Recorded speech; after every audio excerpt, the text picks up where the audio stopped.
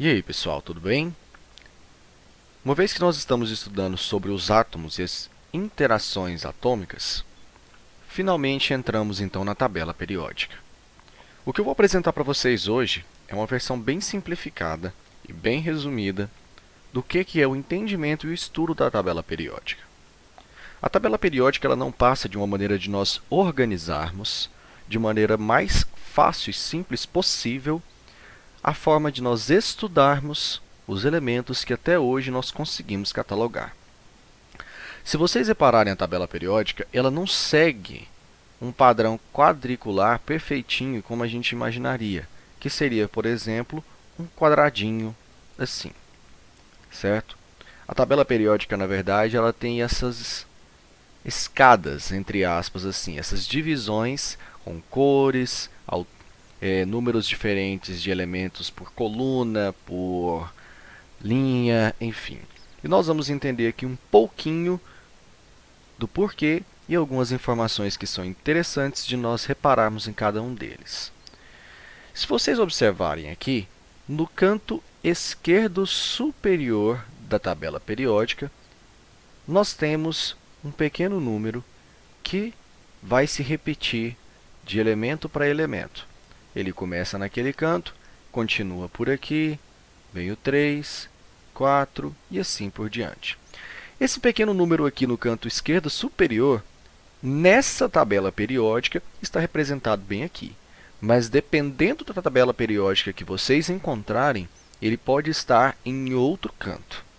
Às vezes ele vai estar no canto direito superior, às vezes ele pode estar até mesmo embaixo. Isso não vai fazer diferença no que vai ser observado.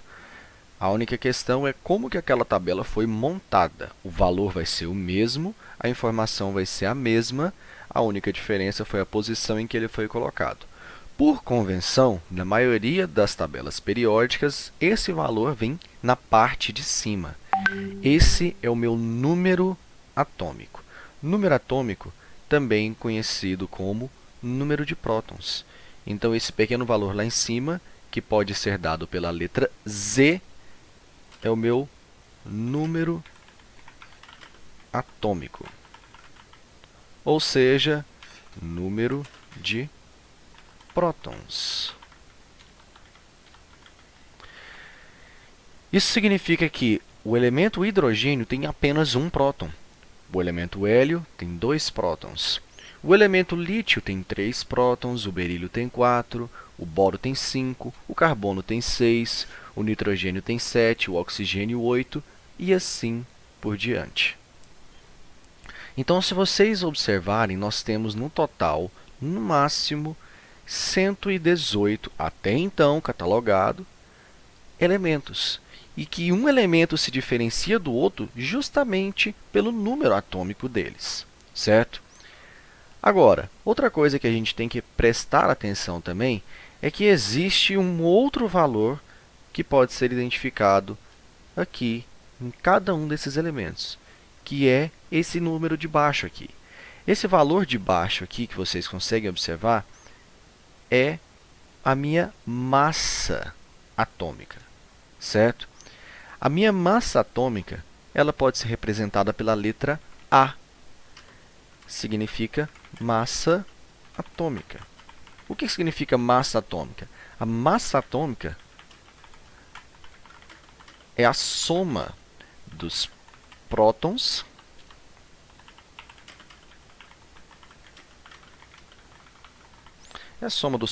e nêutrons de um elemento. Pessoal, isso é importante porque, uma vez que você entende que a massa atômica é a soma entre os prótons e nêutrons, lembra de eu falar que a maior parte da massa de um átomo está no seu núcleo? Pois bem, realmente, se vocês observarem no elemento hidrogênio, por exemplo, em que ele tem 1,008 de massa atômica, nós basicamente temos o próton presente nesse hidrogênio, compondo praticamente toda a massa desse elemento.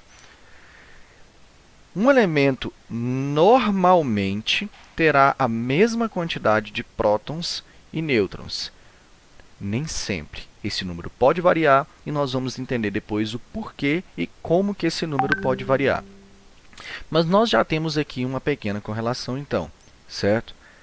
Isso aqui que eu acabei de apresentar para vocês nos permite então criar uma pequena fórmula que nos permite determinar a massa atômica de um elemento e até mesmo descobrir quantos prótons ou nêutrons existe em um determinado átomo. A fórmula que nós vamos utilizar aqui, então, é a fórmula A é igual a Z mais N. Ou seja, massa atômica é igual à soma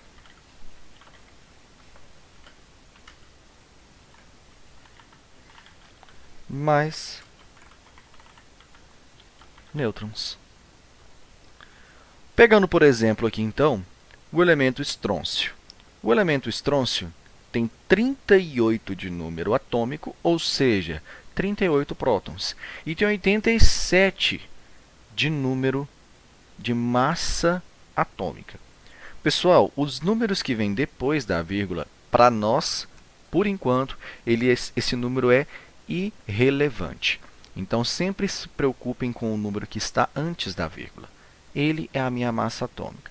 Seguindo a fórmula que eu acabei de passar para vocês, pegando o elemento estrôncio, eu quero descobrir, por exemplo, o número de nêutrons que existe nesse elemento. Então, eu teria um valor de 87. 87 é igual a... Eu tenho o número de prótons, que no caso é 38, mais N. Eu não sei quantos nêutrons existe nesse elemento estrôncio. Continuando essa resolução, eu terei N é igual a 87 menos 38, e o resultado é número de nêutrons é igual a 49 nêutrons. Se vocês repararem, o número de prótons é 38, o número de nêutrons é 49. Repito, o número de prótons e nêutrons nem sempre vai ser igual. Pelo contrário, já no número de elétrons e prótons, uma vez que os prótons têm carga positiva e os elétrons têm carga negativa, esse número normalmente, a não ser que esse átomo esteja instável por causa de algum tipo de reação química ou interação, esse número será igual. Ou seja, normalmente,